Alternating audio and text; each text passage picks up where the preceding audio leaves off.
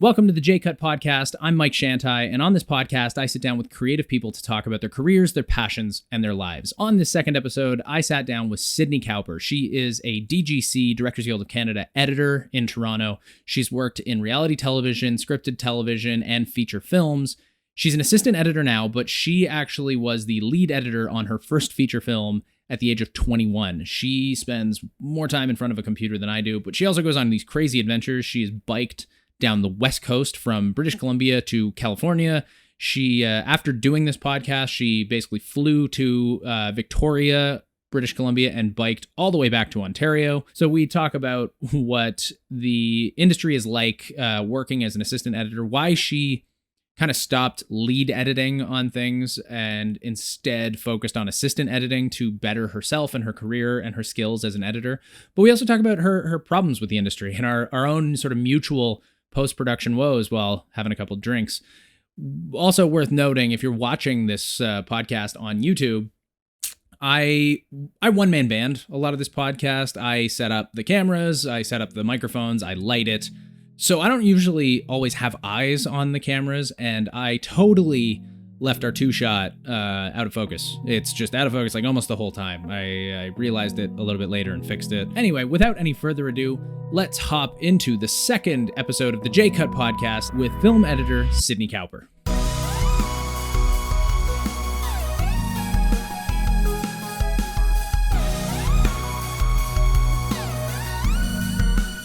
All right, now we're in. We're in. We're Hi. in. Here we are. Hi, I'm here. Perfect. How you doing? I'm good. A little tired, but yeah. I'm good. How are you? I'm good. I'm surviving, you know. Oh. The bare minimum. It's what I do. I get through every day. I survive. It's fine. Baby steps. Yeah. Thank you for coming out. I appreciate it. I missed you. I missed you too. It's been way too long. December. That's like 6 months. We're terrible friends. Yeah, I know. Well, that's the problem when I live out in the middle of nowhere and you live in the city. You still live in the same place, yeah, right? Yeah, but 5 years. We've been here for 5 years almost too. Like, I think it's 4.5 years or so. Yeah. And you guys moved just after I did. Yeah. Anyway, what do you do? Well, I am a picture editor and also an assistant editor. Ooh. I am a picture editor and an assistant editor in the Dgc. Oh, so when did you join the Dgc? 2 years ago. Oh my God. You didn't know I was in the Dgc? No, I don't remember these things.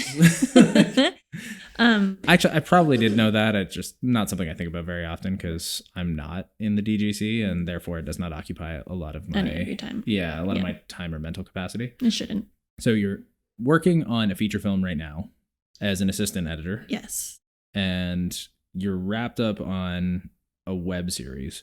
So here's what I wanted to talk to you about in some detail, because we're both editors, but I've never done feature films. I haven't done like as long form web series. How the hell do you do it? Because I genuinely don't have the patience for it. You mean mentally? How do you do it? Yeah, like and like I mean, not only just mentally, but like what's the process of it for you? Because it's like I'm always editing, and lots of the stuff I edit is short form, 2 minutes, maybe 3. And anything longer than that, I start to lose my mind. Yeah, the problem is that you have to it's such like mentally like stimulating in not a good way work. Like if you don't get that satisfaction of finishing, you just start to go crazy because you're just like, I'm fucking just like working so hard and you're so focused and your brain just gets exhausted every day. Looking and like editing, you're looking over the same footage over and over and over and it just gets super monotonous. You kind of, I mean, for long form, you have to just look at it as a whole bunch of tiny little projects, you know, scene by scene. Episode by episode. If it's a web series, our web series is 10-minute episodes, so it's not too crazy. It does drive me nuts though. Like I get into periods of time where I don't want to be an editor. Like I don't want to come home. I don't want to touch the computer. I just want to sit on my couch and watch Netflix essentially, or just like lay on my floor and stare at the ceiling. That's it. Well, and not only that, I mean, you're working as an AE during the day on feature films, and then you're working on like Echo Park, I presume at night and after hours. And weekends. Like, I mean, I think I spend a lot of time in front of a computer screen, but you must blow me out of the water in that regard. I can't even go to the movies. Like Really? I had a little short film premiering in February, and it premiered before a feature film, and I watched my short, 5-minute short, and then I left because I could not. Which short was that? Brave Little Army.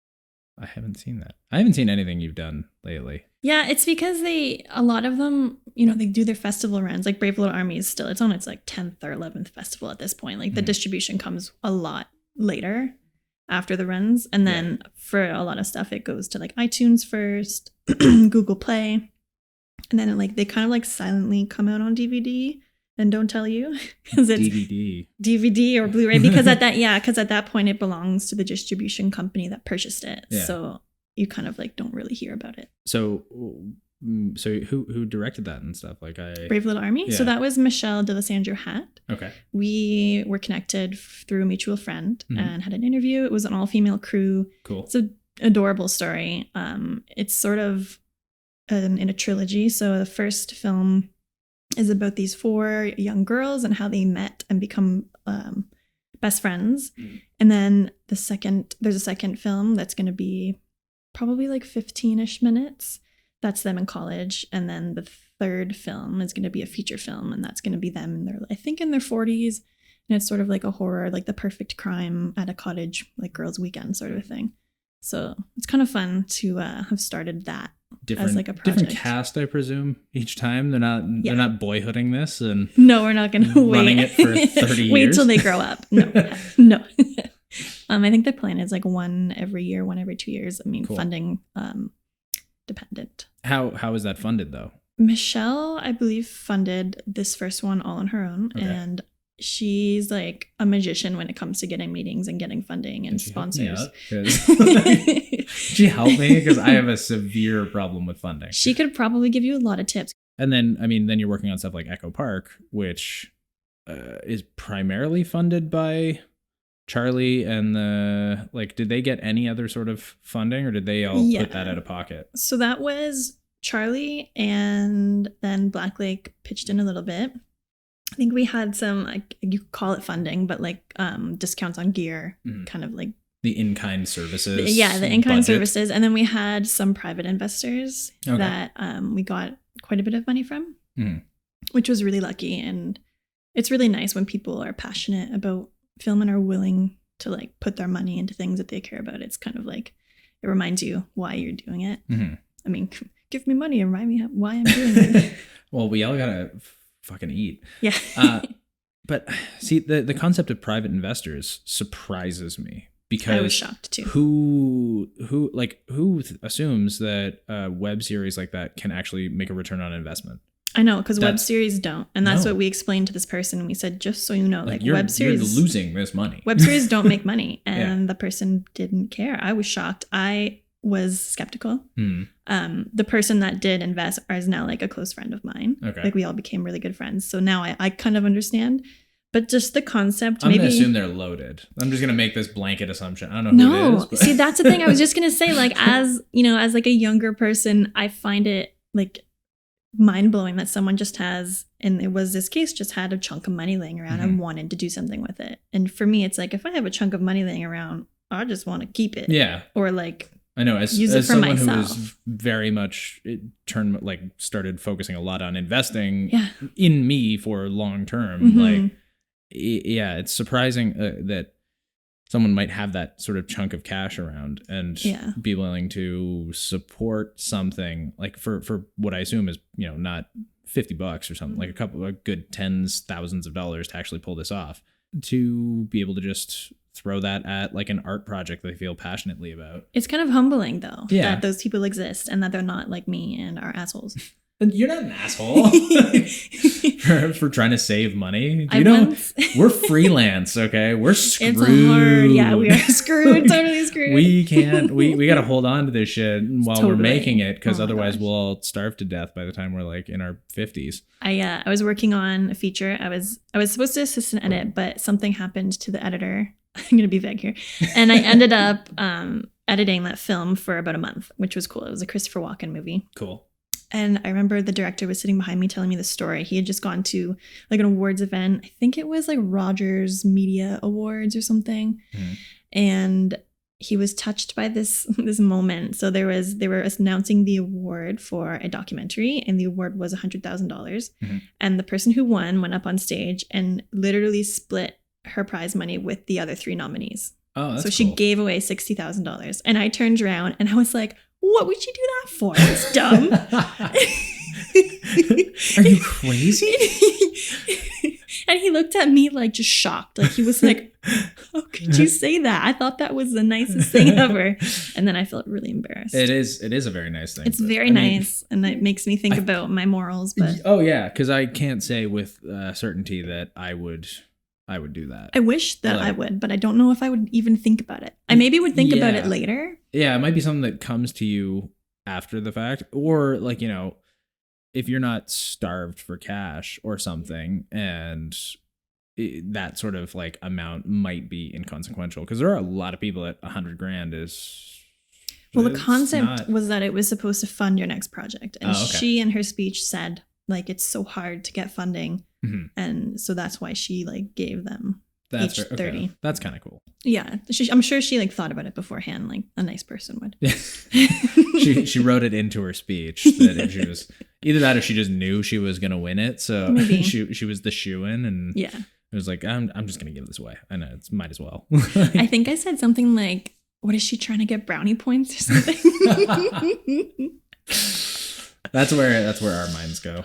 Just bitter freelancers. I want $100,000 for a project. As someone who just got rejected for $125,000 for a project, I could use some. Mike's in the market for $100,000 grant. If anybody's anyone has any, just a cool $125,000, I would take it off your hands, no problem. Like that, I would not give away. I'd put it towards my film that I want to make.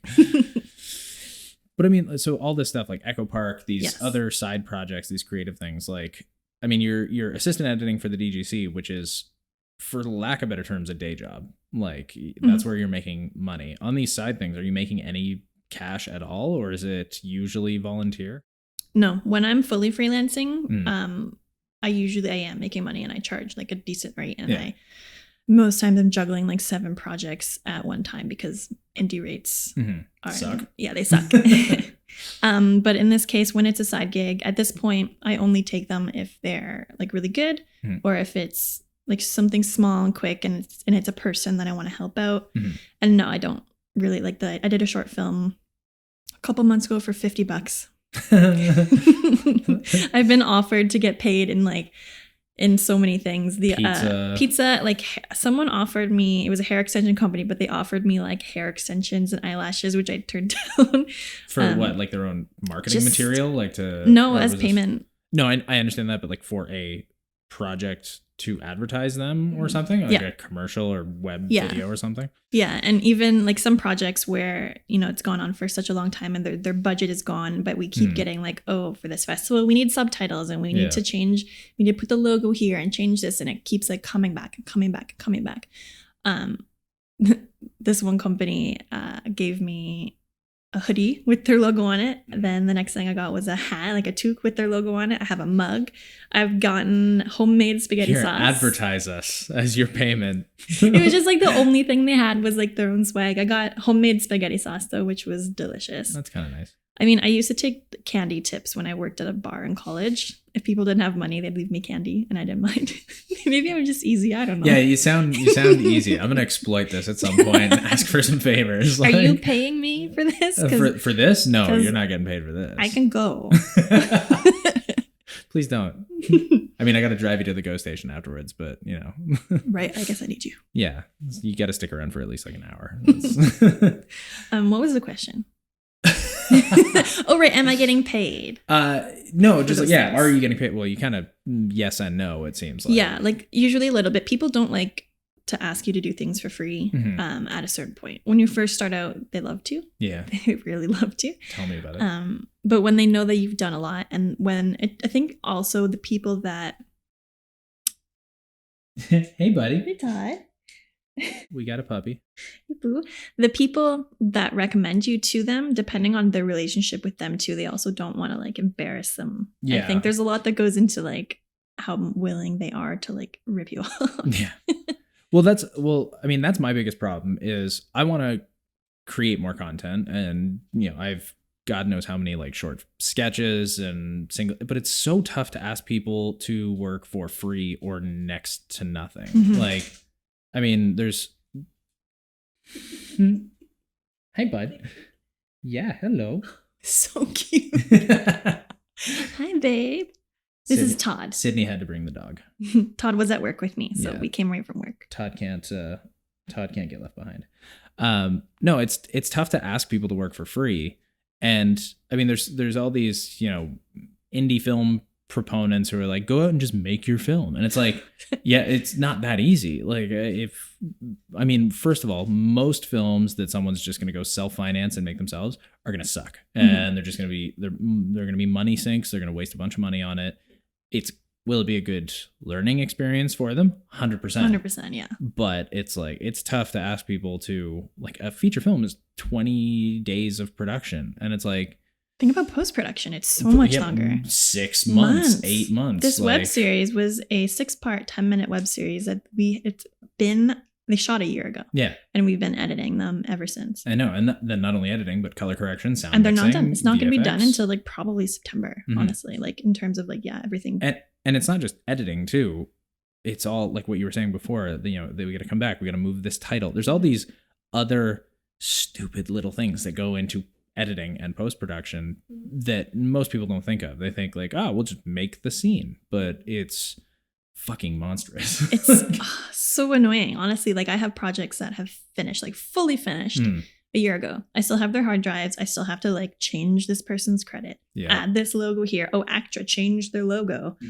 It never ends. Like, you can never really be off the hook from a project until it's like, even after it's aired, like after it's been through a festival run, like this festival needs subtitles. This one needs this shit. Like Poor Agnes, which we finished 2 years ago before my first bike trip. I remember we finished it.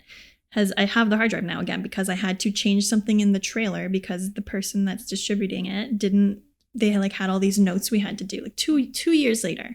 And still, so today they're finally releasing it online. And the director, I remember when they were like crowdfunding that one, I think. That was Navin, right?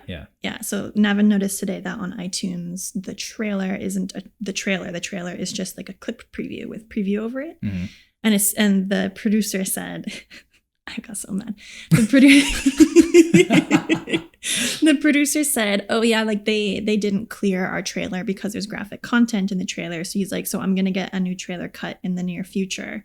And hopefully they'll accept it. Oh, I'm gonna. And here I am on my phone watching this conversation happening, knowing I have the hard drive. Chat or emails or something. It's a group chat, and I'm watching this going, this guy is going to contact me and he's going to ask me to cut a trailer. It's hard to say no because if you say no, it's to the detriment of this project you spent so much time on that you want to be good and you want the trailer to bring people in. So you kind of get stuck. How do you get most of these jobs then? Is it always through like word of mouth? 100%. Yeah. Yeah. It started, the first jobs I ever got while I was still in college were Craigslist and Dgc Jobs. I remember, because I came from a super small town, so I didn't have any connections. I didn't get to work at like Rogers News like a lot of people did in high school. Yeah. And I wasn't like shooting music videos. So I remember first year college, like Gail and Jason, like everyone, they were doing these side projects and making money. And I thought, oh no, like I should be doing that too. Like that's, if they're doing that, I'm falling behind. Yeah. So I go on the internet and I'm looking to try to find some jobs. And the first one I found was this short film in Oshawa that I went to as a PA, and met the producer who would be I met the second AC who would then be the producer of the first feature film I ever work on. Cool. On set, not as an editor. I also did from Kijiji. I found this hair via company, which was hair extensions, and did some promo shoots for them. Did a whole bunch of videos, and I think I worked for them. I remember you doing those. Me, Dave, and Michelle were working on them at first together. That sparks up something in my distant memory. It's funny because this loops back around to never being off the hook. So I did that in college 4 years later after that all ended, I'm riding my bike home. I'm going up a hill, and I get a phone call, and it's them, and they like want like a reboot. And suddenly I'm working for them again, and I edited more content for them for like probably 6 months, like 4 years later. I still had the hard drives. I was still using the footage that we shot like back in college. I presume you undercharged them like crazy back then. In college, yeah, it was free, and because it was like they did they expect it for free when they called you back? No. Oh, okay, good. No, it was one of those things where you'll see it if you look online. Can't pay, but good for your portfolio, or this one's free but will lead to paid work. That's like the one thing they love saying. This one's free, but I promise you it will lead to paid work. Which is horseshit. Which never happens. No. Actually, in this case it did, but okay. In 99% of the time, it's someone just looking to exploit somebody that they can't do themselves. Yeah. Or a lot of times they'd mean it, but they're also like the optic. They're they think it's gonna play out, and then it doesn't. Yeah. So they're being positive, and they really have intentions, but then it just falls through. Well, there's that, or it's just they're ignorant of what actually goes into it potentially. Oh, yeah. Like they don't realize that the amount of labor that goes into like someone who's just like, I want to make a movie, like I'm looking for people, and it's like short film is a lot of work. I mean, like I find there's two kinds of clients. There's someone who thinks everything is possible and walks up to you and was like, so I want icicles to just grow from the ceiling, and I want diamonds to explode when she hits the table and up and sparkle everywhere. And you're just like, you're just going to assume that I know how to do that. Yeah. I mean, I can, but like, you know nothing about this, and you're just assuming that I can, which is usually not what happens. Usually they're like, you can do that? That is so cool. Like they think, like new clients to the film world think everything is cool. They don't know how easy it is to do a lot of like effects and graphics and animation, but I'm always thrown off when people just assume that you can do anything because you have a computer. Well, I find that, at least in my experience with a lot of these, with a lot of clients, is either their expectations are extremely high, like unbelievably high, usually way too high for the budget that they have set aside for the project, or they're surprisingly low. And you're like, you turn an edit around and you watch it and you're like, this fucking sucks. And they're like, great. This is incredible. This is so perfect. And you're like, all right, cool. Like, if you say so, I guess. Sometimes I hate that though, because I feel like I'm not confident that it's good, because I've had that where like I've done a rough, like a first pass. Yeah. And they are fine with it. And they're like, cool, we're done. And I'm like, well, no. Yeah. No. I left mistakes in here on purpose.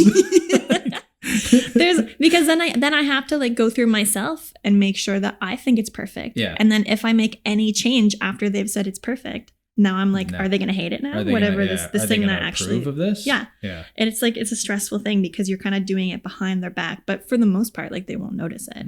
Little frames here, little frames there. I've done some frame fucking after approval, and to nobody noticing but me. Yeah. Do the thing where you leave edits, like leave in mistakes on purpose, because like you want. There's bound to be someone down the line who wants their say. And you know that that's going to happen. So you leave in that totally wrong thing so they can chime in and feel like they've contributed. I used to grip electric on a TV show, a kids TV show, where the director of photography really was not very good.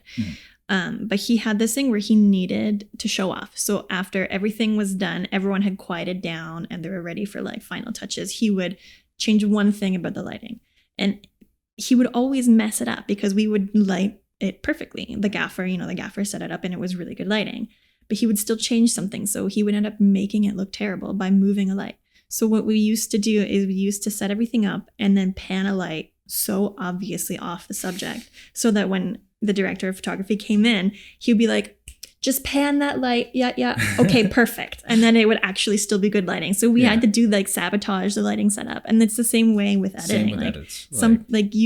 The director loves it, the producer loves it, and they send it to like the higher ups. The higher ups, and they're like, can you just add like a drop shadow here? And can you just like take the drop shadow off? That's what drives me nuts is I send a spot off and they make a change like that. And like something, add a graphic here, or modify, put this text change the text for these name keys. And then you do it to all the name keys across the board. God. And then they're like, no, go back to what it was. And it's like, when they want you to try things. Yeah. It's like no, just envision it in your head. I'll try things all day if you're going to pay the rates that, they don't understand how long it takes to make a change. Mm-hmm. Even just making one change, you have to open the project up, you have to make this change, and then you have to export the whole thing. Yep. And then you have to sometimes compress it, and then you have to upload it, and then you have to send it to them. And then a 5-second change is actually a 15-20 minute ordeal, like minimum. In a feature film, like on a feature film scale, it's we just went through this so many times with submitting to Cannes and to Sundance, getting screeners I was working on a film that was co-produced in the UK, so sending screeners to London and to LA at the same time. And they wanted, I would put a spoiler on it, which is like a watermark, just so that if somehow the file gets, intercepted by someone, we know which file and what day sort of. I would, output the movie is an hour and a half, compress the movie is an hour and a half, upload the movie is 2 hours if you're using crappy internet. Which is what is in most of Toronto. That's 5 hours. And then they see it and they're like, actually, can you make this spoiler a little bit smaller because it's distracting? And you're just like, do you have 5 hours for me to make this like text tiny up my machine? Literally. Like, so frustrating. Like when it's on a big scale, it's like people don't understand how long it takes to do something like just shrink a piece, like one text file, shrink it. 5 hours. Yeah. 5 hours. And I mean, if you're getting into like DGC, like tier A movies and stuff, they have the budget to just blow on those sorts of things. But that's what this was. Yeah. So whatever. Yeah, but it's also my time. Like, yeah, your time is your most valuable asset, especially as an editor. But I know I do like, they don't realize even on like a 2-minute piece, like when it comes to like commercials and stuff, I usually bill a flat rate with X amount of revisions. And it's like, that way it's like, it doesn't matter how many hours it comes out to. It's like, if I can bang it out and you approve it and it goes like, sweet, I make the most profit possible. But if I hit that, like put that sort of revision cap, it's like, now once you hit that point, even if there's small revisions, it's like, okay, now I need more money because this is beyond what we agreed upon. And it also depends on the client. Totally. That's like, if it's a new client that I don't know very well, I will stick to that like religiously, where clients who have been hiring me for forever, I'm obviously way more lenient, loose and and like I'm honest with them too. Like I'll come back to them and be like, hey, okay, like now it's starting to get a little outrageous. So let's renegotiate here. Yeah, I used to have to, with some clients would just like, they'd send me a text with some notes, and then like I would do them all and then output it and send it to them, and then they'd send me another text with more notes, and it's like, these could have been included in that first. So I had to start saying, every time I got notes from this client, I would say, watch it one more time, make sure that's everything, because I just don't like, I can't just keep going back and outputting. It takes a long time. Well, not only that, it's like, as freelancers, we're working out of our house and on our own computers and stuff. But I mean, if you went to an agency and you did that sort of thing, you'd be charged minimum half day, like for one tweak and an output. And a half day at like an agency in post-production is thousands of dollars.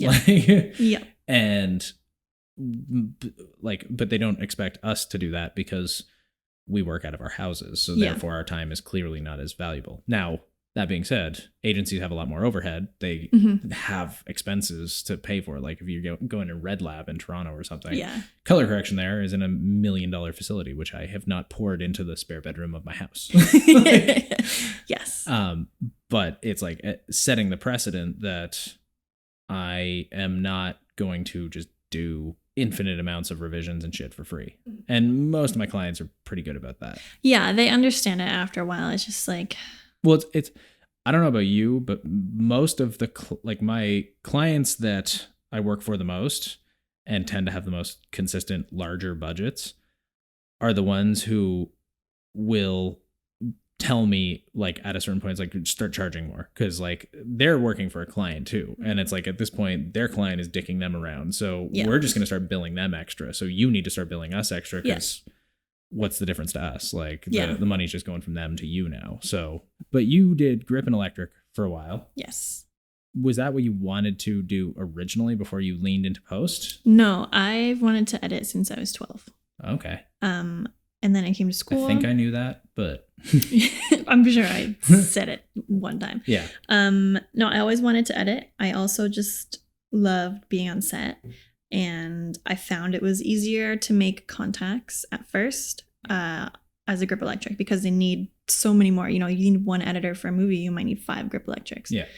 And also they shoot a lot more here than they edit here. Like American companies will come here to shoot and then take it back home to edit. Well, because they get tax credits and our dollars. Yeah. But I only did that for like a couple of years. And then just would start to plug the fact that I was an editor, and I always edited on the side as well. I just really enjoyed it, and it was quick, easy money. Like when I was working on that TV show, I was just a daily. So I would work like 2 times a week, but you make so much money that was totally fine. It supplemented my income. It's easier to get grip work on high paying jobs than it is to get editing work on high paying jobs.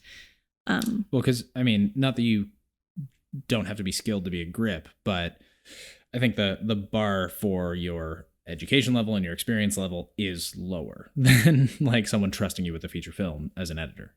See, I was going to say the opposite. Really? Yeah, because anyone who owns a computer and editing software thinks that they can edit their own movie. Yeah, they think they can edit, sure. Yeah. But do other people trust them to edit? No. that's what I mean. They still do. The thing with grip electric is that if you mess a light up, you could electrocute someone. You could kill somebody. If you mess up scaffolding, you could kill like a bunch of people. Yes. Like people, you can be a grip, you can be like a daily, like a laborer. But if you are not, if you're not familiar with the equipment and someone radios for a light and you're in there poking around trying to find it because you don't know it, you're wasting time, you're wasting money, you're angering your lead, who's then going to be stomping around and making they're going to make a scene and so look good. Grip electric is like, on one hand, sometimes looks like an easy job, but if you're bad at it, it's bad. I'm not saying that it's easy, because I am not a grip. I fucking hate gripping. I haven't done it in like I'll help out on our projects and I'll set up lights and stuff, but I would never ever try to get on a TV show or whatnot. Like it does not appeal to me. I'm just saying that like the bar in which you can get hired, at least initially, is probably lower for a grip or an electric, because it's like we need people.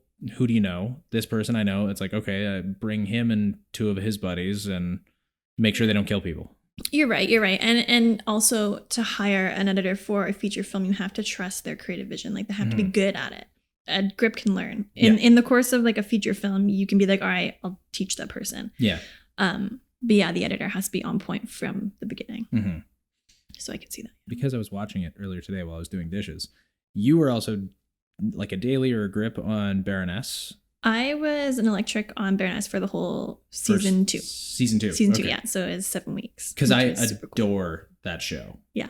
We've spoken a little bit about it in the past, but tell me some shit about working on it. Because it's like that, and Working Moms are like my favorite Canadian shows. I mean, they're the only good ones. So, The ladies are the ladies. Yeah. Like they're ridiculous and they're hilarious. They're also so sweet.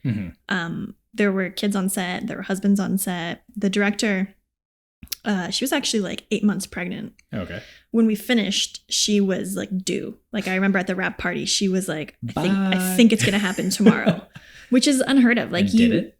I don't know. If not, I hope so too. But like that's like unheard of, because the 3 women who are the actors were also the producers and the writers, right?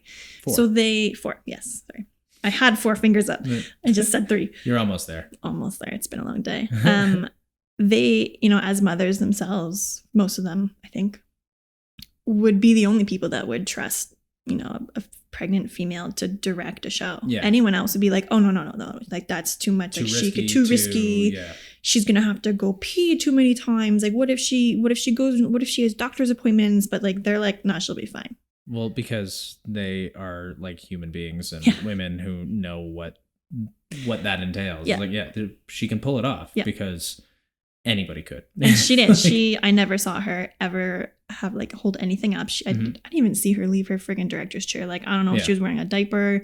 I don't know, but she did awesome. But that set was super fun. It was so hard not to laugh while they were doing the skits. Oh my gosh. Meredith McNeil, I think her name is.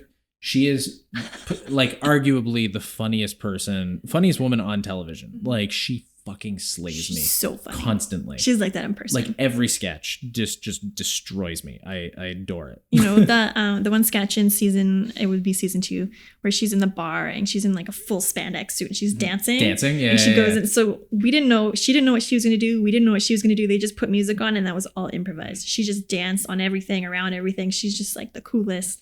How much of it was improvised though? At least from your perspective as a grip or an electric, you don't get to see a lot of the acting and what goes into sort of the creative aspect as much, I don't think. You do because you can't work while they're shooting. Yeah. So you're either sitting outside or you're on set and you're watching.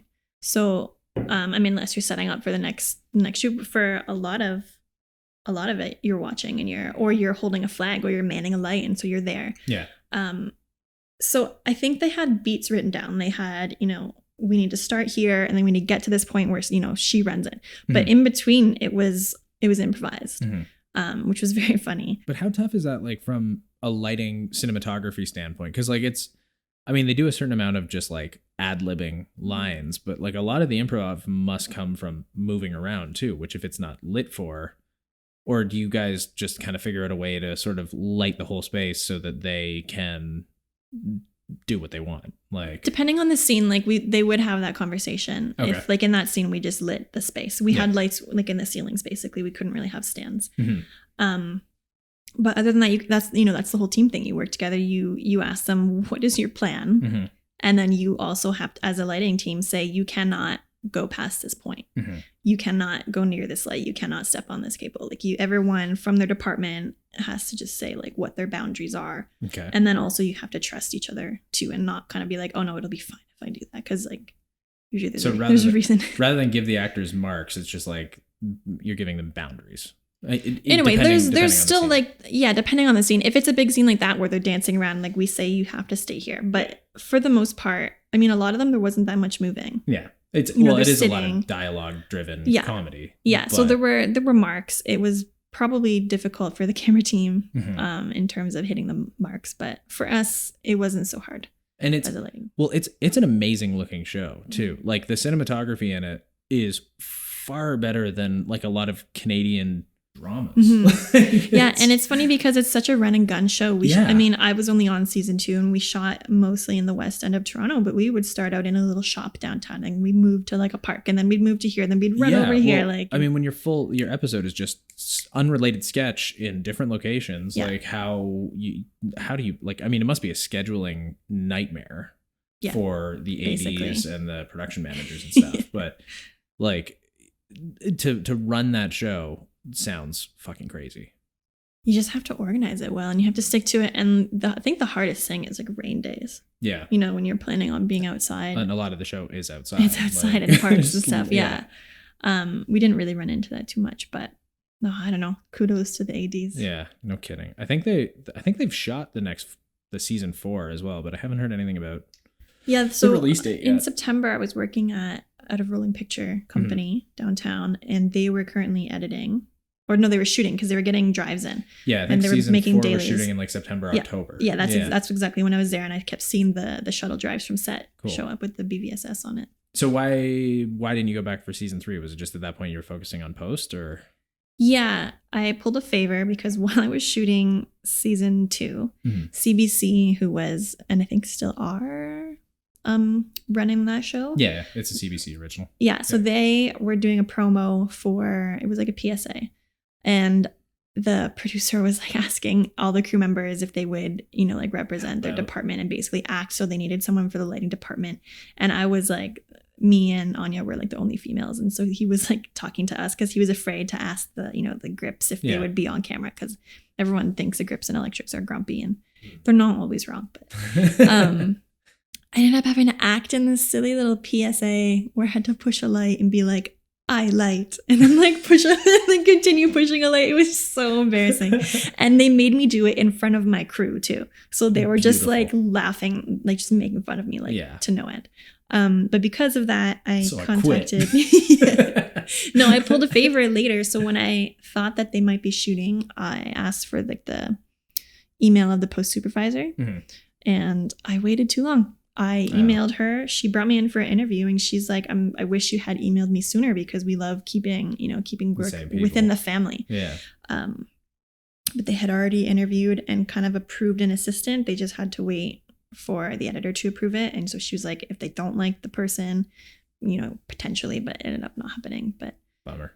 Yeah. And then after that, I got busy, didn't apply for season 4, but yeah, kind of after Brandeis is when I stopped.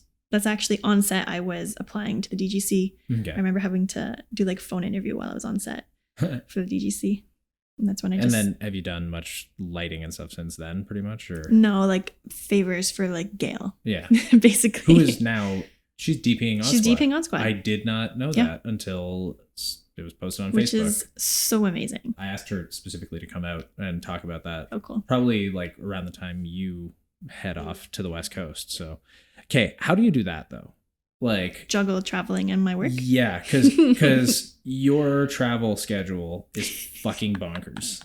Like, I mean, you're straight up just vanishing for 2.5 months. Yeah. Like, I don't have the balls to do that. Like, I go away for a week, and I feel like after that, it's like, fuck, do my clients remember me? Am I gonna get work when I get back? Like, how do you do 2.5 months? You just do it anyway. For me, I'm like if I say I'm gonna do something, I do it, which was great, on a small scale. Mm-hmm. But when it comes to like a big scale, sometimes I like end up just like shaking my head at myself because of the problem is like, even if I realize I shouldn't be doing this, I'll still do it. Mm-hmm. Okay, what for context? What are you doing for 2.5 months? Because it's not like you're just fucking off to like a beach somewhere. Like, I'm flying to Victoria, BC, and I'm gonna get on my bicycle and I'm going to bike 4,400 kilometers back to Toronto. Yeah, no problem. How I balance it, I don't know. This will be my 3rd big trip. My first one was my first bike trip, and that I managed because I was strictly freelancing. Yeah, I was not in the DGC. I was not. I had just finished up Poor Agnes feature. I also had just finished up a second feature called The Big Fix. So I had to do 2 features that year. Finished somehow. I just worked so hard to finish all the projects. Because when you work contract to contract, I mean, besides the fear of your clients not coming back to you, you don't have employment. If you just finish everything and you don't agree to anything else, like you're off the hook. And so that was what I did. And I went on a 6-week trip down the Pacific coast from Vancouver to San Francisco. Mm. Came back, and within a week, I had a job assistant editing on a reality show. Mm. Not in the DGC, it was still indie. And then my second trip was in February, and basically I sort of knew about that trip before I got hired. And that's, I find, something that has always been useful for me, is that if they really want to hire you, you tell them at that point what your plans are. And so if they hire you, regardless, like they have to let you go. Even if it's crazy busy, it's like, I'm sorry, like I made these plans. I cannot. I told you about them up front. Yeah. You just have to stick to it. And that was Sri Lanka. That was Sri Lanka, and that was 5 weeks. And I came back. I actually had, this is funny. So my first DGC job I got right before Sri Lanka. Mm-hmm. And then I basically finished that up and left. And then I went to Sri Lanka, and I was in Sri Lanka, and I got an email from an editor who was looking for an assistant in the DGC. And my plan was to come back from Sri Lanka and like full on, like really go for the DGC, like instead of just like still taking indie projects, and which leaves you not available. Yeah. You keep having to turn things down. So I got an email that basically as soon as I got back, a film was starting, and she was willing to text interview me, which sounds so weird. It's never happened before. I was like, there's no way this person is gonna, because on my first trip I had. That sounds absurd. It is absurd. And I had no faith that she was going to agree to it, because on my first bike trip, I also had an interview for Take 5. Mm-hmm. And they do like Vikings and not Handmaid's. Do they do Handmaid's? Yeah, they do Handmaid's Tale. Maybe, yeah. I think they do Handmaid's Tale. And so they're a huge company, like a big, like one of the most like like biggest shows that they're producing in Toronto. Anyway, the budgets for those things ain't cheap when you're looking at Viking, yeah, like Victorian. Well, when does Handmaid's Tale take place? Oh, it's modern day, but they just is it? Yeah, I've never watched it. I'm sorry. It's modern day, but they basically revert back to like religious beliefs. So they kind of like, that's why the women are all dressed like in bonnets. Oh, okay. Regardless of story, it is so beautifully shot, and the music, Mike, is amazing. Like it's I like beautifully crafted, like just amazing TV show. Right. So they wanted to interview me and they were not willing to do a phone interview and they weren't willing to wait. So that was shitty. I had to kind of lose out on that. But so she was willing to do a text message interview, which I highly recommend because they can't see you sweating. They can't see you Googling things. When they're like, so are you, like, what's your experience with this? And you're like, oh, Google it. And like, oh yeah, I could do that. Okay. And then you text them back. But like, doesn't matter how long you take to respond because, she just sent like this big long paragraph. And then, so it takes a long time to write that. Yeah. And it's so easy to like backspace if you mess something up. It's like the perfect kind of interview for you, for me as the interviewee. Yeah. And I even thought, like, as it was happening, I was like, there's no way like she'll just trust this. 5 minutes later, I was in Sri Lanka and she's like, all right, cool, you got the job. And I was like, what? This is amazing. So yeah, I had a job lined up when I got back, which was amazing. And for this one, it's unfortunate I have to leave the project that I'm working on, but that was, again, at the beginning, I kind of stipulated that. And it was a little easier because I had worked with this editor, I had worked on the project prior with him. So it wasn't like he was only hiring me for a month, 2 months, and then I was going to have to go. It was like quite a few months. And You've got the rapport to back you up in that sort of capacity. Yeah. And he's a guy, it's kind of like stars aligned in this. He's a guy who is used to working on his own anyway. So not having an assistant for a period of time doesn't terrify him like it does some like older editors who, old-fashioned editors. And like they're terrified of, the technology advances that they might not understand. They want to come in and edit. And that's it. And they don't have to worry about anything else. Yeah. But no, the editor I'm working for right now is really self-sufficient and he's really understanding too of like personal time. Like he's really chill. So are you getting most of it done before you go though? Like, is it? So they finished shooting. I was there for the shoot and I am there. And I probably will have been there for a month of director's cut before I take off.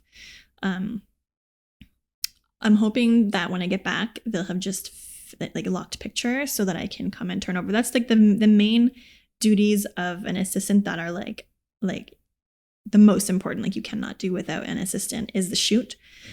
Because you're ingesting the footage and you're organizing it into bins and you're setting markers for resets and you're getting sound effects and you're helping with the assembly because like after they finish shooting they basically give you like a week, maybe two, to finish putting the whole movie together, and they want you to have it like your first pass done so the director can come in and start his 8-week director's cut. Okay, so director comes in, does his 8 weeks or his or her 8 weeks. It's not set in stone. Like after the 8 weeks, they're like, we're not done. They're like, okay, fine, we have it's all money.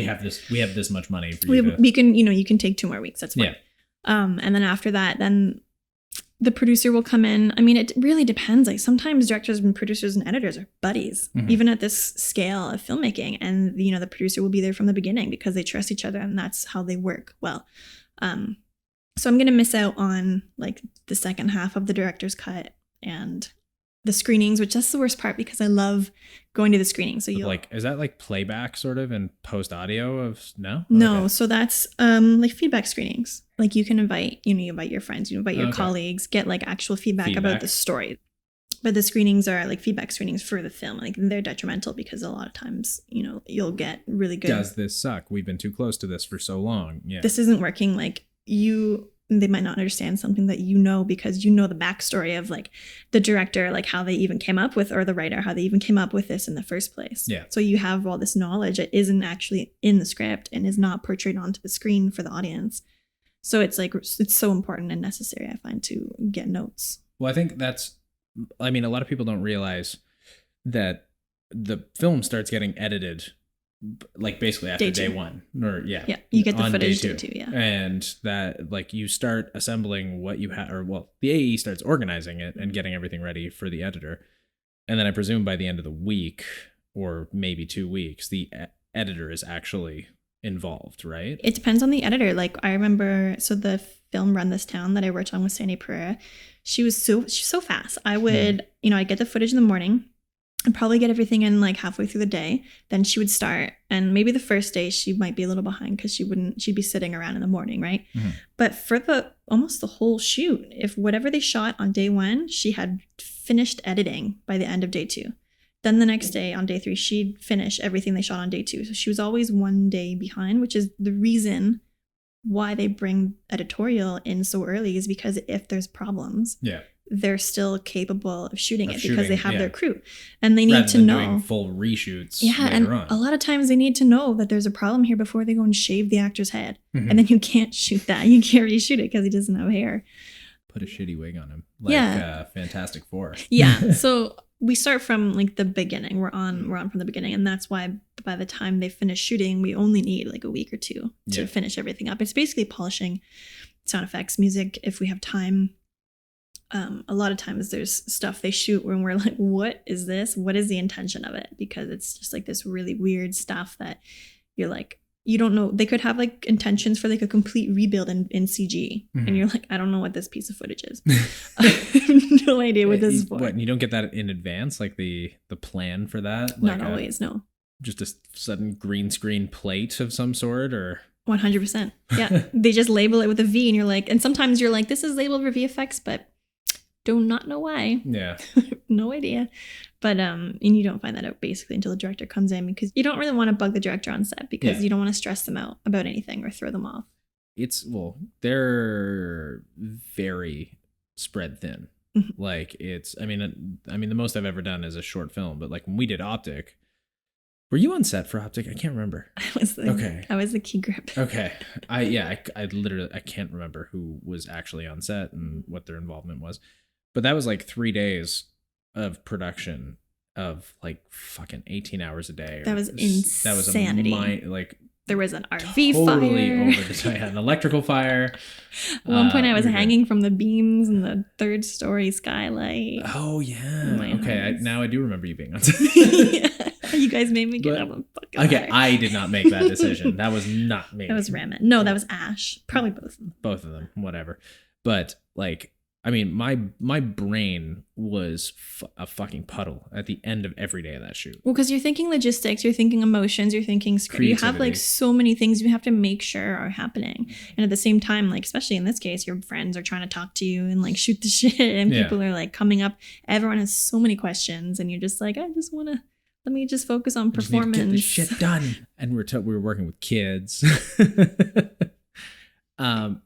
And yeah, that never got finished and ended badly.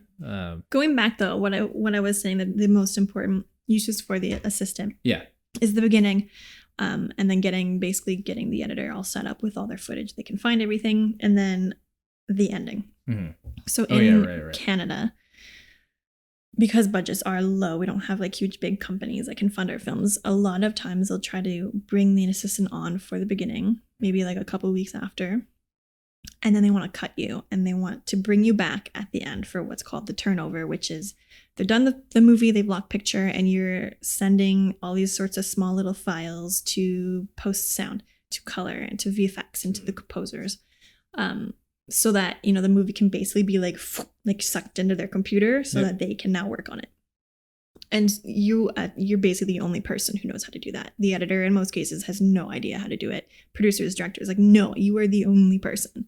Post supers don't, like, you are like, you have to be there. Well, that's what boggles my mind about a lot of editors is like, they know how to edit and they have their way of editing, but they like don't know the capabilities of the software. They don't know a lot of technical aspects of what these softwares can do and how it gets from editor to post sound. Like they not knowing how to make like an AAF to send off to an editor or a sound person. It's because when we started becoming editors, we could only be by ourselves. And when we started and we were doing everything, it was digital. Yeah. For them, when they started and they were doing everything, it was film. They were doing, on Steam. And you decks couldn't do stuff. it yourself. There was like no option. There was no option to edit without an assistant because you needed like at least two, usually more assistants, constantly like getting reels of film and cutting and just like swap it. It's just like you couldn't not have an assistant. So they only could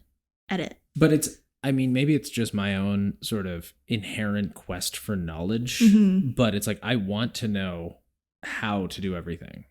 Whether or not I'm the best at it is a different story. And I should, like, there are certain tasks and certain jobs that should be left to somebody else. But I want to know the fundamentals of how everything needs to go. Like, I'm far and away from a cinematographer, but I want to know what they do and how they do it and be able to do it myself on a very, like, much smaller scale so that when it comes to working together as a collaboration, I can at least pretend like I can speak their language. Yeah. Same with VFX and sound. Like, I would never mix something, like do a surround sound mix, but I want to know the fundamentals of it. I think the difference is that in post-production, it's so long.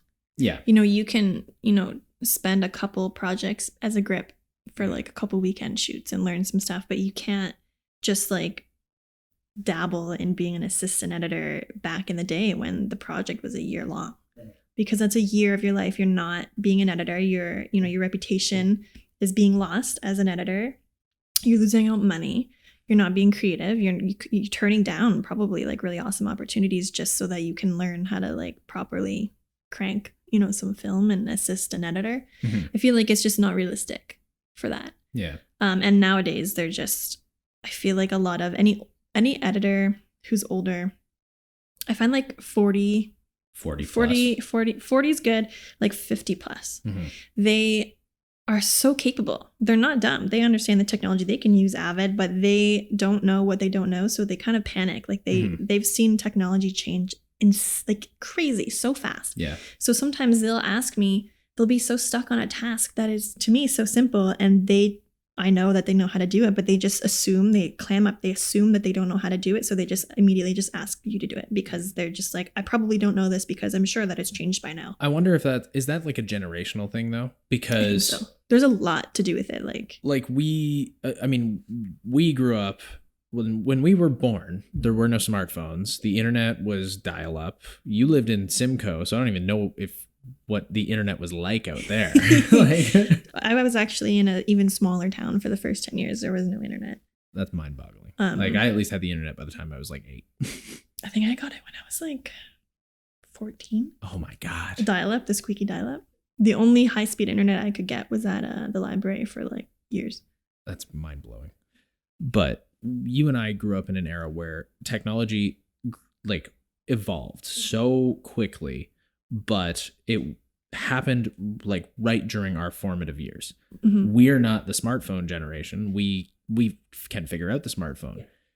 I feel like because of how quickly technology changed and how quickly the world changed in, I'd say from like 94 to 2007 or 8, those were when we basically learned how the world works in some capacity, like as much as teenagers know how to do. That's when those were our formative years. So now we are used to having to learn new stuff because shit changed so quickly while we were learning it initially in the first place. And like, a cell phone 10 years ago, wasn't even a smartphone. Yeah. It was I had a Motorola Razr. And I wonder if that kind of fundamentally affects how we learn stuff and how we do our jobs. I think it's under recognized an aspect of a person, the ability like to be open to change. Because the amount of time like my parents, like I've suggested, why don't you do this or why don't you try this? And it's just like, oh, I can't. I don't know how. There's no way. Like not even thinking about it, not even pondering it or trying it. And for us, we're just like, oh crap, there's something I have to figure out. Okay, Google. Here we go.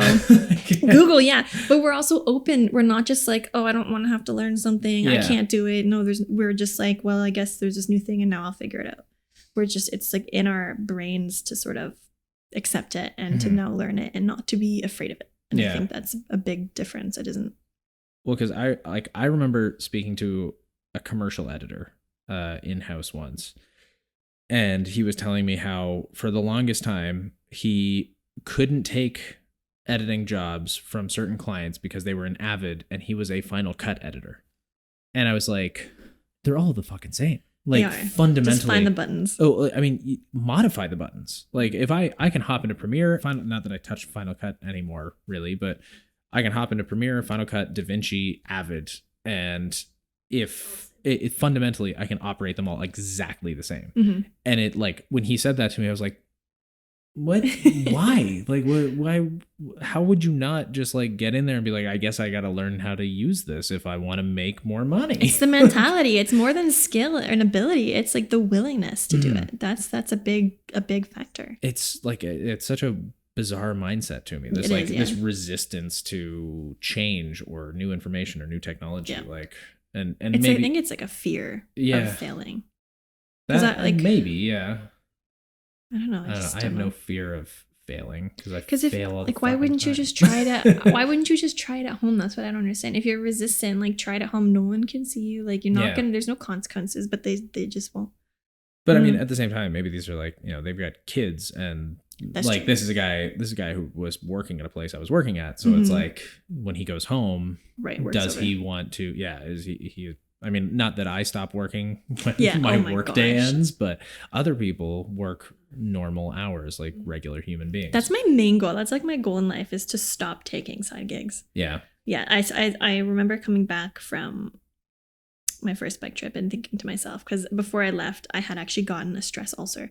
I was working on so many projects, Mike, because I had planned it all out. I started getting the same thing at one point when we were doing optic. Yeah. Like between waking up and going to Rogers every day and then working on working on production for that. And like, I was getting sick. There's so much that's out of your control. Like you can think that you've planned, oh, this will take 3 weeks. This will take this many weeks. But then, you finish a cut and you send it for notes and they take 3 weeks to give you notes. And suddenly you have another project you've started and now you're like juggling these ones. I, at one point, had 7 projects. 2 of those were feature films going at the same time.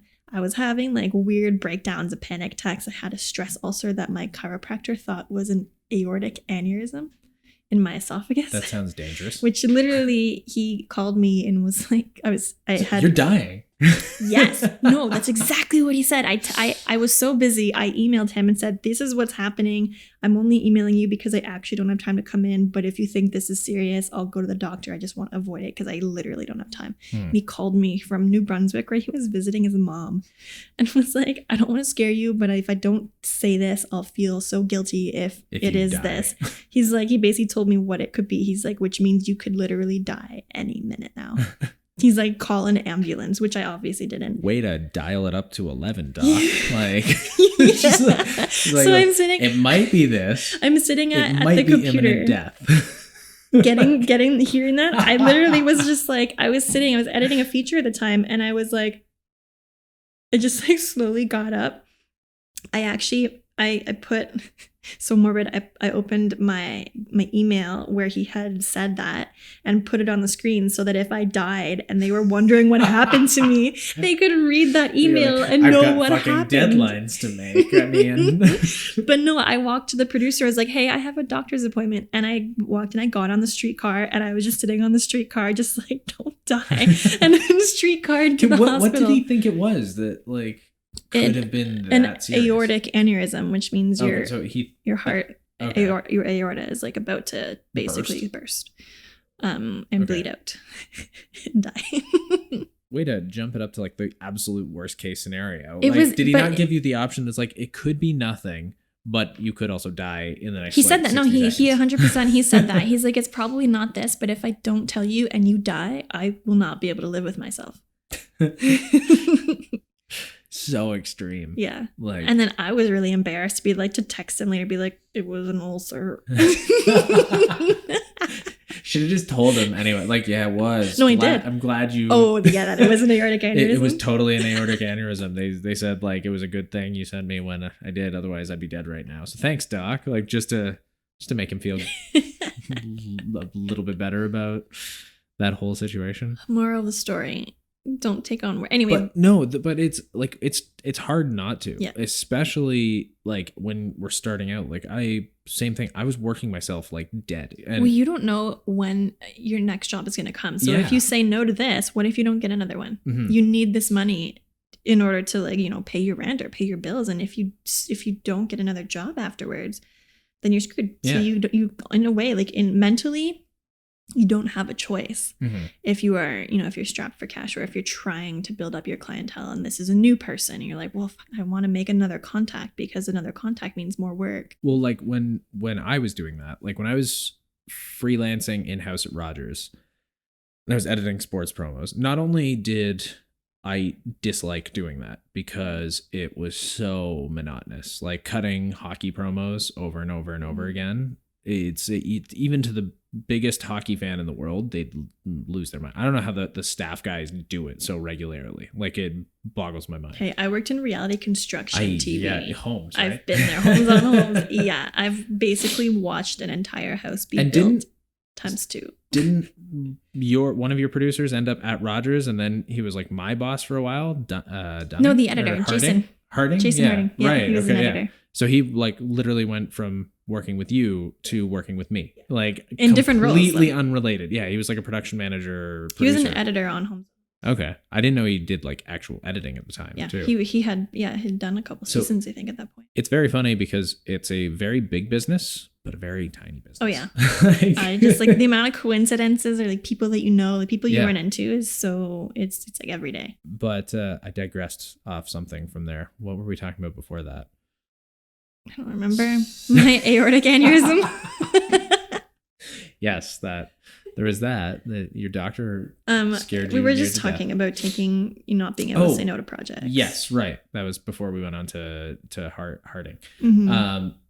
Yeah, when I was working there, like it was because I live in Burlington, which is an hour train ride from downtown, and it would be like wake up at 5, hop on the train for 6 to 6:30, get downtown for 7:30, maybe within an hour, get to work by 8:30 or 9, work till 5, take that hour train ride back, and then work until 1 or 2 in the morning on other client projects or creative side projects, and then do it all again. And it was like, there was days where I was like at Rogers sitting in the suite and just like my stomach just felt like a knife was that's exactly just in my fucking guts. And I think it was. I never like they do got go diagnosed. away. Like, So, but when I stopped working there, like I eventually just kind of stopped taking jobs for like just saying no. Yeah. And working on stuff here. Never had it again. Like in 2.5, almost 3 years now, have not had that same feeling. It's crazy how like stress just like stress can fucking like kill you. Physically it like manifests physically. It's bonkers. Like, and I don't know how I did it. Like there was days where I was just sitting in that edit suite, like feeling agony. Like it's like we have this. I mean, in addition to needing work and wanting to make new clients, there's also this sort of weird obligation that we feel, which is like kind of egotistic in a way, but not, I think it's unintentional, that if someone asks us to do something, we're like terrified to say no because we're disappointing them, because for some reason we're like the only person that could do it. Like, you don't think that they probably have 5 other people they're going to ask after you, but for some reason you're like, oh my God, they're asking me, and if I say no, they're screwed. Yeah. And so you have this inner obligation to you have the fear that they will ask somebody else and then they'll replace you. And they'll be better. Yeah. Or they'll replace you. Exactly. They'll never come back. It is it's such a needless fear. Which is like, I try not to think that way, but I totally get that. Like it's hard. The hard thing is finances are really what anchors you into like what you can do. You know, if you literally can't afford to say no, that's when it's off. And I mean, at that point, like you should really be looking into what you're charging and who you're working for. If you're working so much that you're sick, but you still can't afford to say no. Mm-hmm. I think the best thing was when I was able to say no because I didn't want to do a project, because I was just like, I don't feel like it. Mm-hmm. That was like, that's a good feeling. That's basically what happened with me working downtown. Was I just was like, I don't need this anymore. Mm-hmm. I can. Ironically, I was still working for technically the same client, just a different department. Yeah. But I didn't have to go downtown and work for them. And being able to say no for that is a really good feeling. But I still like, I can generally like say no to projects like from a financial standpoint. Is like I'm comfortable enough that if I say no to this one project, I'll survive. But I still don't want to. Yeah. Because it's like, well, this could lead somewhere else. Yeah. And then it's the what ifs and they kill you. And it gets like, I mean, I go through the same feast and famine that I'm sure you do, where it's like all of a sudden everybody needs fucking everything. Oh my gosh. all at once. And then all of a sudden it's like 3 weeks go by and it's like, I haven't had this week has been like weirdly slow for me. I think I've gotten like 4 emails since Monday. Like it's just, well, like my clients, I'm hired for a big series of projects right now, but they're shooting. Right. And so they're all going to come back all at once. Oh yeah. Yeah. Well, I got a hard drive delivered to me today, but nobody's bothering me right now because there's no hard deadlines. And it's just weird because it's like, you don't know what to do with yourself. No one needs me right now. And I don't like this feeling. So that's why I organized a podcast shoot instead. Something to do because even when I'm not working, I need to be working. Yeah. See, I used to be the same way, and I still am. Like if I literally don't have anything to do, which I cannot tell you the last time that was, it was probably while I was traveling. Mm-hmm. I pace. Like I can't not do something. I've been working like tirelessly, like neurotically for so long that I'm just like, I literally like I shake and I'm like, there's got to be something, and I start writing lists of like mop the floors, clean under the sink, things I can do to be productive, and if I don't do this now, then I'll get too busy later and my floors are gonna get dirty. How terrible would that be? I kind of do the same thing though. Like these couple like slow days, it's like, well, okay, I got to start like doing something. I got to shoot something or I got to edit something. And it's like, why not take a day off? Right. But I don't like doing that. Like, what do you and do? then when I do, I feel guilty about how I didn't do something that day. Yeah. And I don't know. Are we just like weird? Are we? No, it's North America. It's our culture. Yeah. Our values are work and our money. Like everywhere else in the world, it's like family. Mm-hmm. And work is like not as important.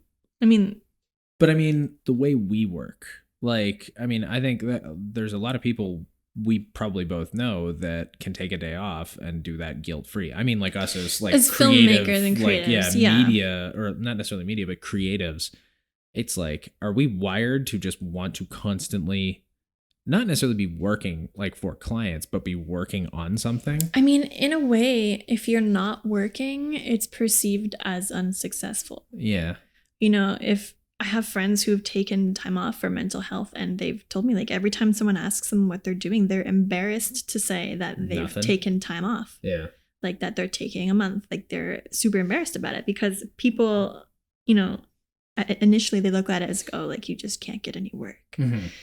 It's like, it's this weird dick measuring competition, I think, because in the arts, there's such a competition because there's so many people that are trying to make it. There's so many people that could do your job. Yeah. That if you say no, they'll just swarm in and take it. And then you're back to being one of them without a job, which I was worried about with my trips happening, but it has not so far. And I think for me, the saving grace in that is that feature film contracts are so long. Yeah. So I'll leave, and when I come back, the film I was working on is just going to be finishing. It's not like he's had to go hire people and he's done so many other jobs and found all these other assistants that are way better than I am or something. See, because I don't work in feature films. Yeah. So it's big turnover for you. For me, I might hear from someone once or twice a year saying, hey, are you available? Because they're booked up. They're working for months. And then they need to ask. It's like slow turnover, I guess.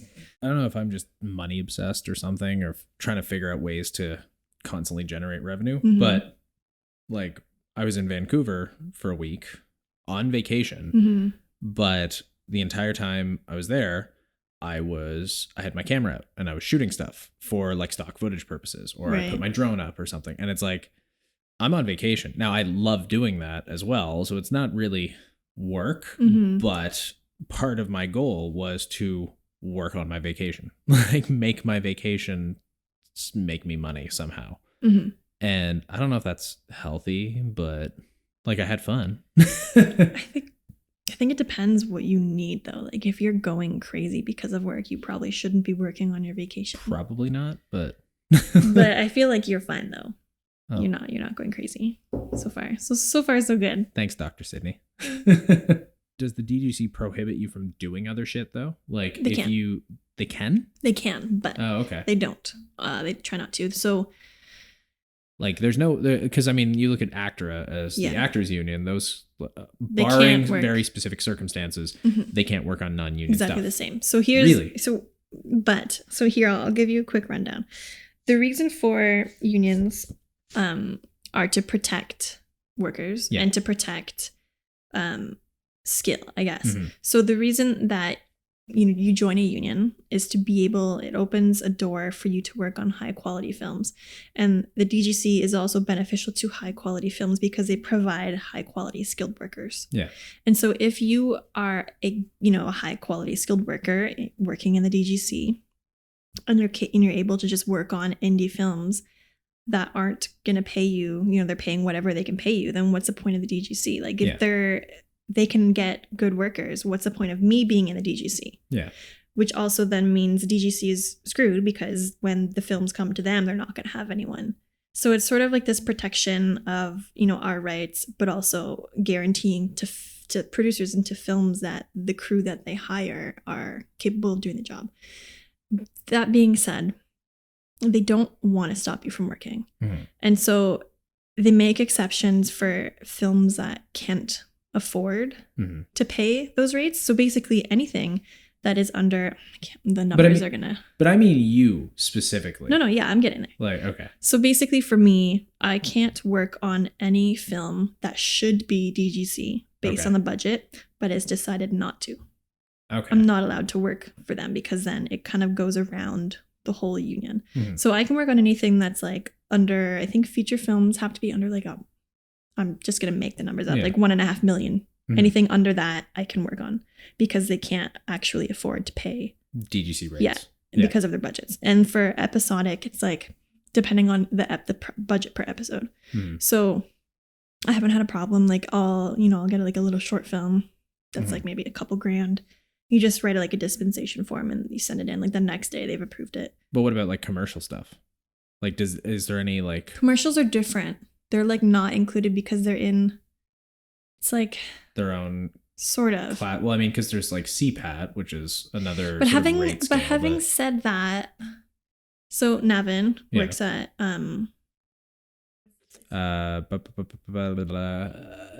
their logo is a staircase. Yeah. Anyway. He works at a commercial production agency and he just joined or has decided to join the DGC because I guess they get union commercial gigs, which I didn't know was a thing because CPAT is the commercial sort of union that Producers Association of Toronto, I think. Something like that. Yeah. Commercial, yeah. And so they have their own rules and their own because it's so different because it's like, it's a whole different money is so different because it's like Coca-Cola funding this instead of like Disney or something. So that stuff confuses me. Like commercial and reality TV confuses me, and in addition to it just generally being confusing, they've also been making changes recently. They renegotiated a whole lot of deals with like the government, with like unions, with like a whole bunch of stuff. There's been a lot of changes recently, so it's hard to keep up with. That being said, like moral of the story is as long as the film isn't like blacklisted, which is what it's called when they have enough money to pay proper rates, but they don't want to. How often does that happen though? Like, and is that just like a producer trying to be greedy or? Yeah, basically. It's not greedy. They don't have to join the DGC. It just means that they don't get DGC qualified people. But it's blacklisted because we don't want, them to basically the DGC is protecting us because they don't want us to be constantly working on those films and just being undercut all the time when they can afford to pay you. So you're in the DGC, you are doing crazy travels.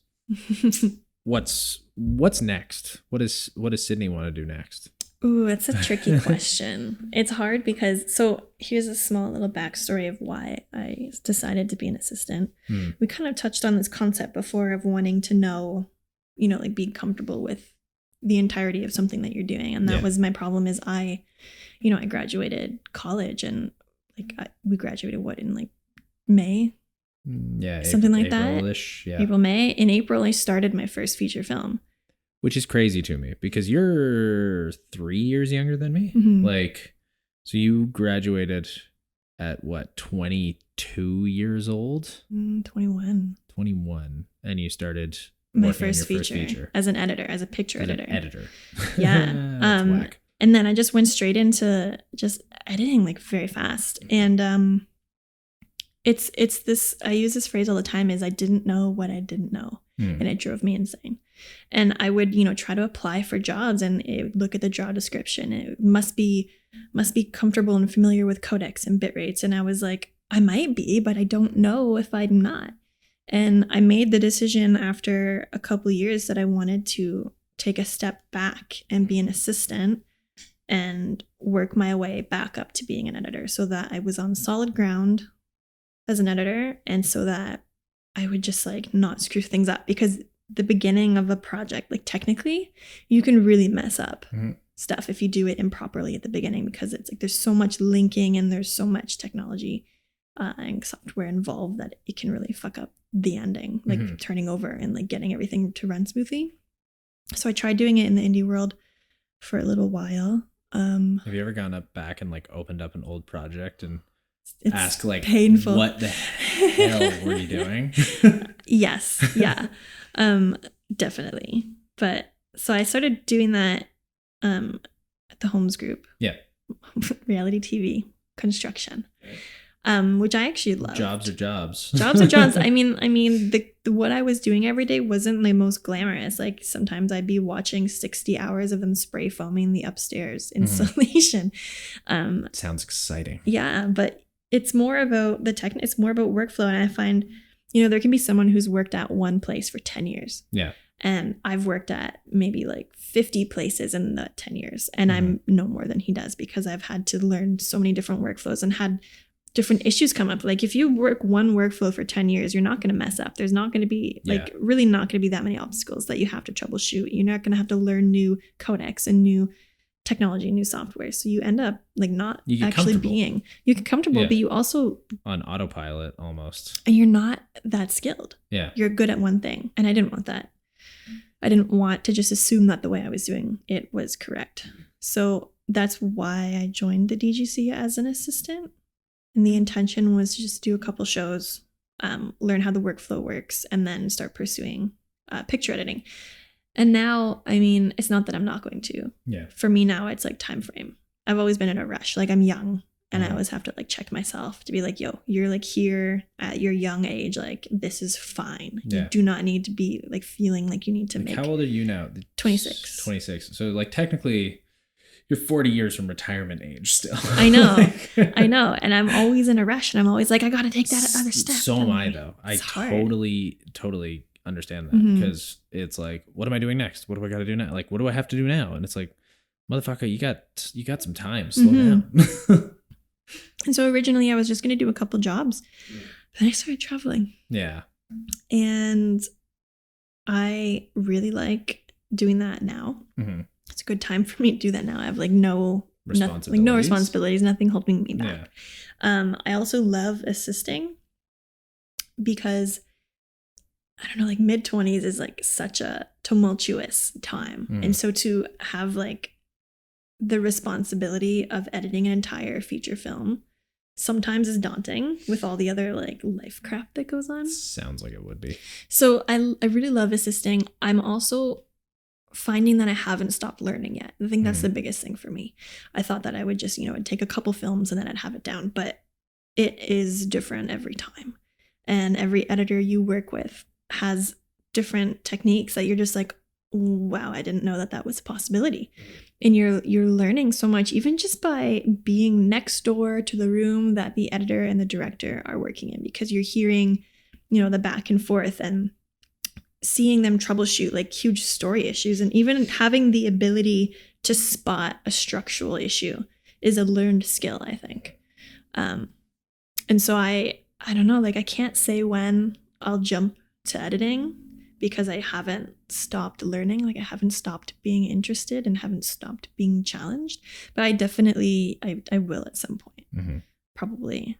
And is that where you want to stay? Like Because I remember back in film school, you wanted to do some directing and stuff too. Was that more for just... like a hot minute? I thought okay. I might. It was one of those things where directing the project was the fun thing. Yeah. And I remember pitching story after story and never getting picked because the only way that in college to direct was if it was your film. Yeah.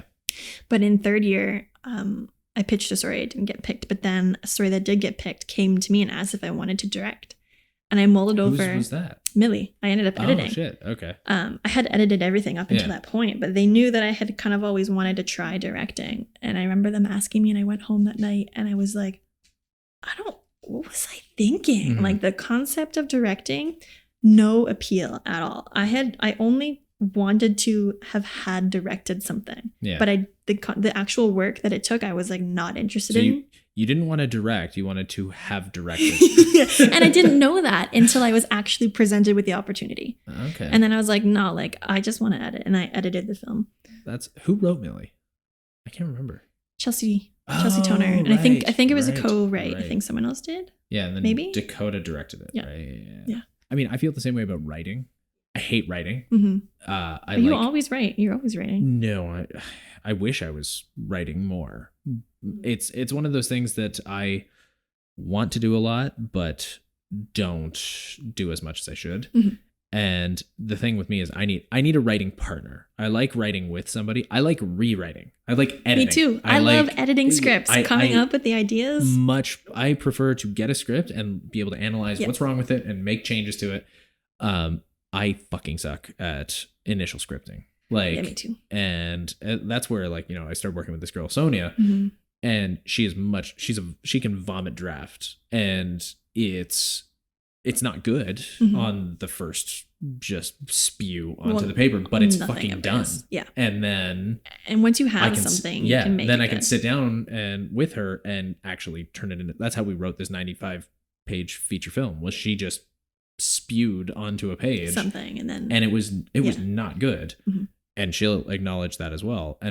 But what we were able to turn into was considerably better as a team in rewriting, because I don't know, I just don't have the patience to actually put pen to paper or fingers to keys. I hate writing. I like having written. Yeah. And it's such a weird kind of silly concept, but that's so then you want to stick to basically editing and post for the foreseeable future, at least? I don't know, man. It's a stressful. It's a stressful industry, and it's sometimes I get annoyed at the amount of importance that gets put on these movies. Mm-hmm. We're not saving lives. That's the thing. I remember there was a movie. I don't remember which one it was, but it was about saving the world. Mm-hmm.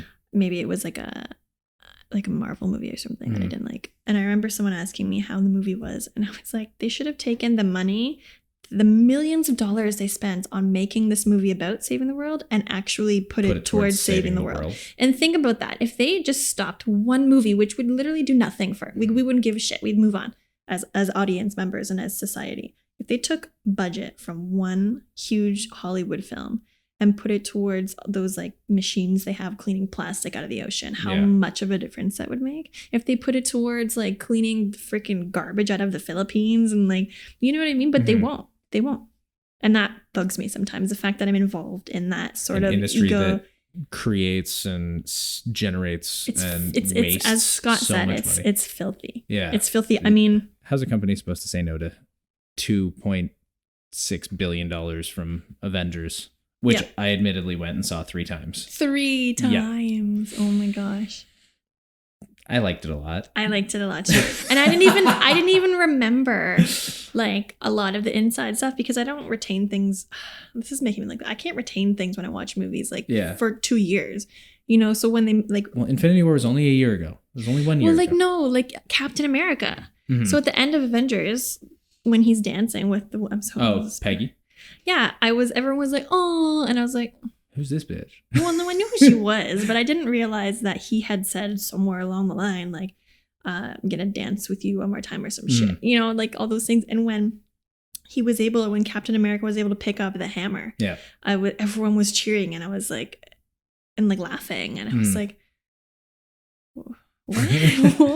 Why does Yeah, that matter? I full on went nuts at that point. Yeah, because then Thor is like, I knew it, and I Well, was like, what did he know? I don't understand. Yeah, I'm like, oh, we'll talk about that after. No, it's been explained. It's been explained, but I'm just saying, like, I still enjoyed the film thoroughly because I loved that it was 80% dialogue and character, which is they still spent $350 million making it. you know, because of the 20% action. Yeah, and the fucking actors in it. Their casts are crazy, like fucking crazy. And like also the insane amount of money. The funeral scene. Yeah.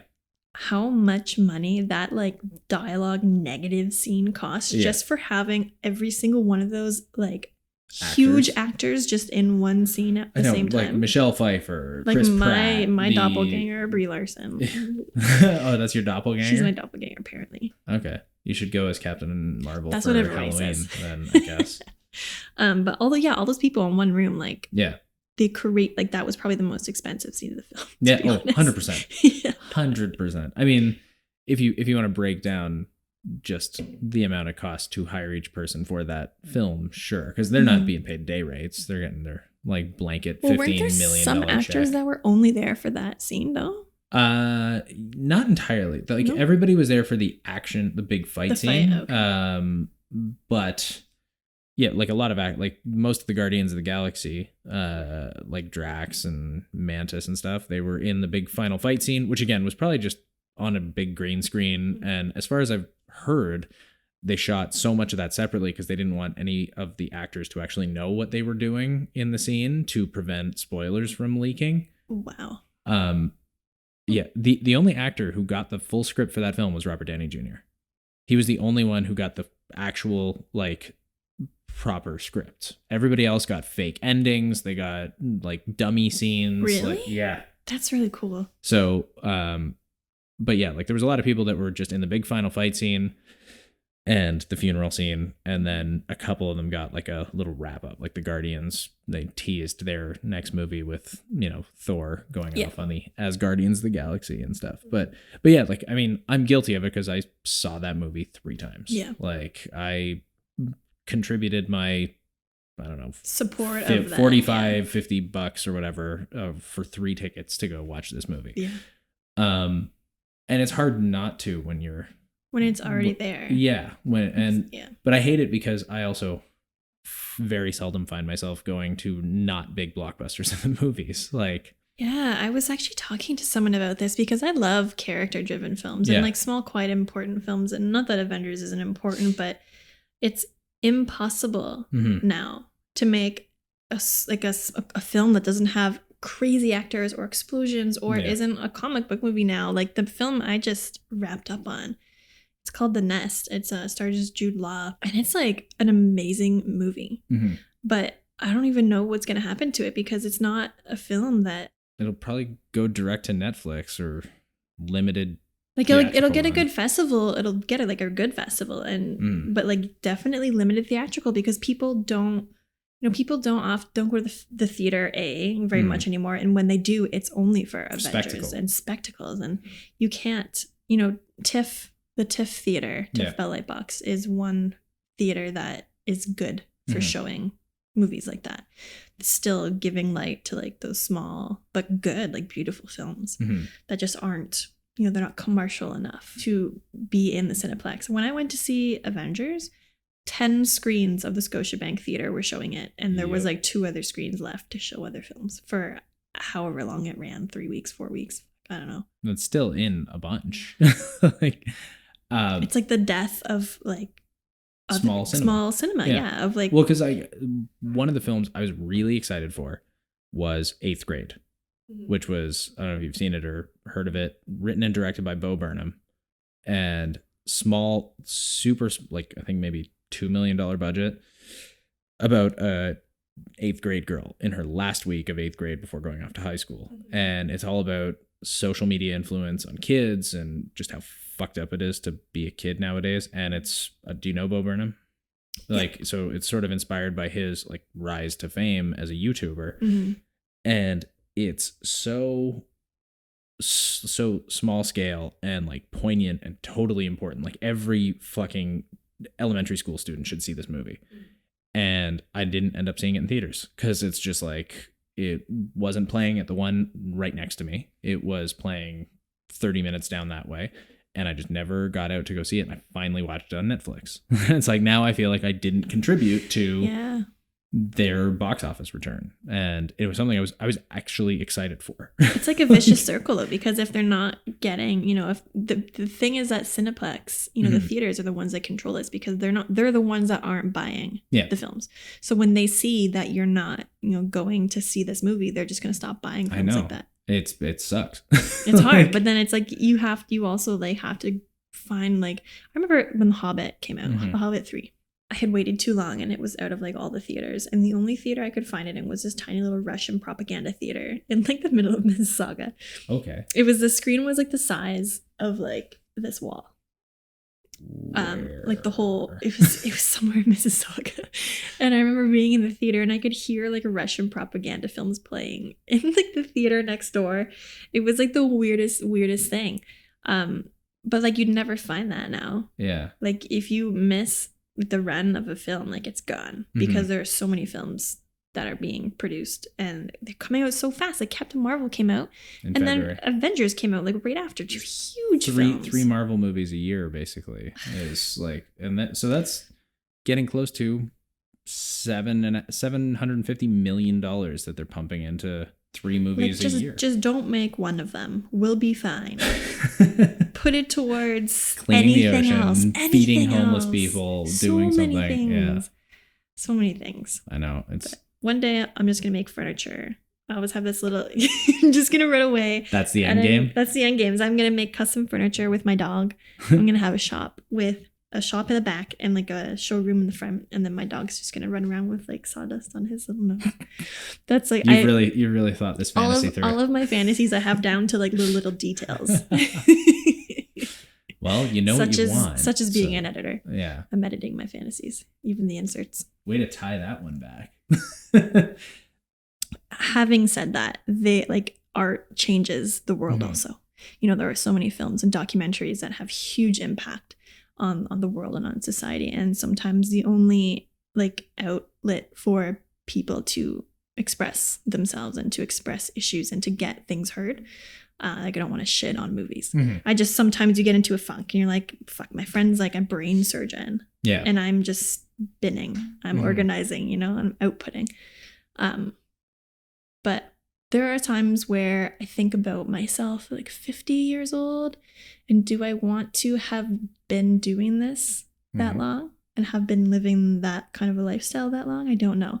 Sometimes I fantasize about just being, in a small town with like zero responsibility. Like that's, I think the hardest thing is the movies that I'm working on are millions of dollars. Yeah. And so messing up literally costs a lot of money. Yeah. I remember we had to rush an output and we had to take the Saturday, which in the DGC is actually it's kind of like working overtime. Yeah. But also we had to go through Deluxe, which is like a post-production facility. And so they had to open Deluxe. They had to bring in a person to bring in people. They had to basically, the supervisor had to come in just so he could call and try to get staff members in there to create a DCP for us. It cost probably like $10,000. Easy. Just to get those people in. There's like a fee just for opening up the building. Yeah. And then all the overtime fee hourly for all their people. And then me additionally, and then to try to create this DCP. It's like. I know when you get into like some of these big commercial agencies, like it's not uncommon for shit to run $900 an hour. Like, and so in a day, $9,000, that's like a third of your average Canadian's yearly salary. Annual income. Like, oh my gosh. Is blown in a single day. Want to hear something grosser? Absolutely.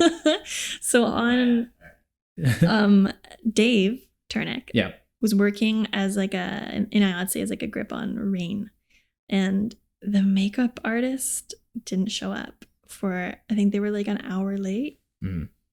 It costs $10,000 I think it was $10,000 an hour just for the wages of all the crew on set that were held up. That were held up, waiting. So every hour that it doesn't have to be that makeup artist. It could be anything. An actor slept through their alarm and you're waiting. That's $10,000 per hour just being like put into a blender. Yep. I'm actually surprised it's that little. I feel like it would be more. I thought I couldn't remember if it was 50 or 10, but that was either way.